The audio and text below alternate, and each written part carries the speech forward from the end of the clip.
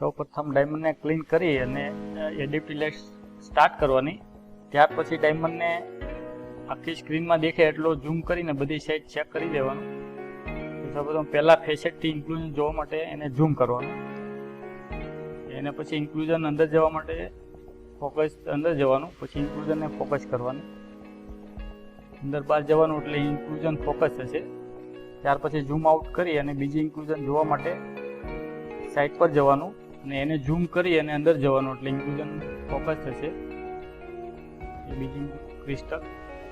ત્યાર પછી zoom out કરી અને ઉપરની સાઈડ ઇન્ક્લુઝન જોવા માટે એને ઝૂમ કરવાનું.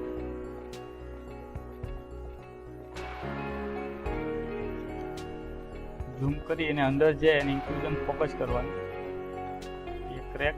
પછી એને ઝૂમ આઉટ કરી અને બીજા ફેસેટમાં ઇન્ક્લુઝન જોવાની. ઝૂમ કર્યું, ફોકસ કરી ઇન્ક્લુઝન, ઝૂમ આઉટ કરી અને ઉપરની સાઈડ જોયું ઇન્ક્લુઝન ફોકસ કરતું રહેવાનું. પછી ડાયમંડને મૂવ કરી અને બીજી ઇન્ક્લુઝન કોઈ હોય એને ફોકસ કરવાની.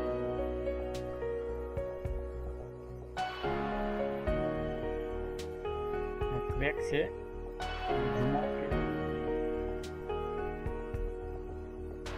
બીજો ફેસેટ એને ઝૂમ કર્યું અને એને ફોકસ કર્યું.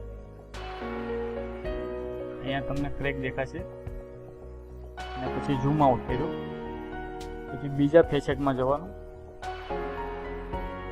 અને એને પાછું ઝૂમ કરવાનું અને સરફેસ ફોકસ કરવાનું. સરફેસથી લઈને અંદર સુધી આપણી ક્રેક પણ દેખાય ના, અહીંયા પણ દેખાય છે.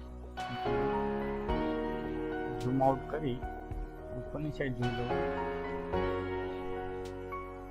એટલે આમ બધા એક એક ફેસેટમાં ફોકસ કરી ઝૂમ આઉટ ઝૂમ ઇન કરી અને બધી જ ઇન્ક્લુઝન તમે ઇઝીલી જોઈ શકો છો. આ બધી ક્રિસ્ટલો છે. પછી આને ઝૂમ આઉટ કરી દેવાનું.